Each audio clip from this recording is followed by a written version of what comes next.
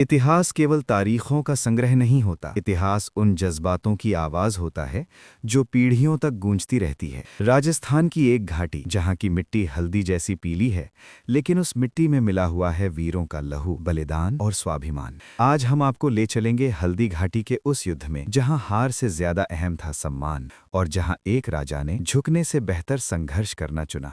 ये कहानी है महाराणा प्रताप की और उस युद्ध की जो आज भी हर भारतीय के दिल में जीवित है। हल्दी घाटी अरावली की पहाड़ियों के बीच स्थित एक संकरी घाटी। ये कोई विशाल मैदान नहीं था, न ही कोई किला, लेकिन महाराणा प्रताप जानते थे यही घाटी मुगलों की विशाल सेना को रोक सकती है। यहाँ हर पत्थर, हर मोड़ रणनीति बन सकता था। महाराणा प्रताप मेवाड़ की शान, स्वाभिमान का प्रतीक। जब अकबर की ताकत के आगे भारत के कई राजा झुक चुके थे, तब प्रताप ने कहा, मेवाड़ किसी के सामने सिर नहीं झुकाएगा। उन्होंने राजमहल छोड़ा, जंगलों में जीवन बिताया, घास की रोटियां खाईं, लेकिन आत्मसम्मान नहीं छोड़ा। अकबर जानता था महाराणा प्रताप को हराना आसान नहीं, इसलिए उसने भेजा अपने सबसे भरोसेमंद सेनापति को, राजा मान सिंह को। एक तरफ थी मुगलों की विशाल प्रशिक्षित सेना और दूसरी ओर संख्या में कम लेकिन साहस से भरे राजपूत योद्धा। महाराणा प्रताप के साथ था उनका सबसे विश्वसनीय साथी चेतक। नीले रंग का ये घोड़ा सिर्फ एक सवारी नहीं था, ये युद्ध का सच्चा योद्धा था।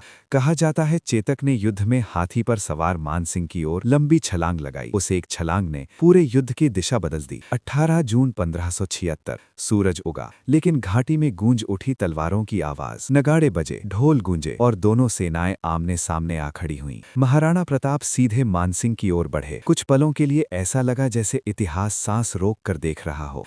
तलवारें टकराईं, भाले टूटे, धरती लहूलुहान हो गई। राजपूत योद्धा एक एक कर गिरते गए, लेकिन पीछे हटना नहीं सीखा। महाराणा प्रताप अकेले कई सैनिकों से लड़े। चेतक गंभीर रूप से घायल हो चुका था, उसके पैरों में शक्ति नहीं बची थी। फिर भी उसने अपने स्वामी को सुरक्षित स्थान तक पहुंचाया और अंत में एक चट्टान पर चढ़कर उस वीर घोड़े ने अपने प्राण त्याग दिए। चेतक मर गया, लेकिन अमर हो गया। इतिहास कहता है कि युद्ध का पलड़ा मुगलों की ओर झुका, लेकिन सच्चाई ये है, अकबर कभी भी महाराणा प्रताप को झुका नहीं सका, न उन्हें बंदी बना सका, न मेवाड़ पर अधिकार कर सका। युद्ध के बाद भी महाराणा प्रताप का संघर्ष जारी रहा। जंगल, भूख, कष्ट सब सहा, लेकिन अंततः मेवाड़ का बड़ा हिस्सा फिर से स्वतंत्र हुआ। महाराणा प्रताप पूरे जीवन स्वतंत्र ही रहे। हल्दी घाटी का युद्ध हमें ये सिखाता है कि जीत हमेशा तलवार से नहीं होती, कभी कभी झुकने से इनकार करना ही सबसे बड़ी जीत होती है। महाराणा प्रताप आज भी जीवित हैं, हर उस दिल में जो अन्याय के सामने झुकता नहीं। हल्दी घाटी की मिट्टी आज भी कहती है, सम्मान के लिए लड़ा गया युद्ध कभी हारता नहीं।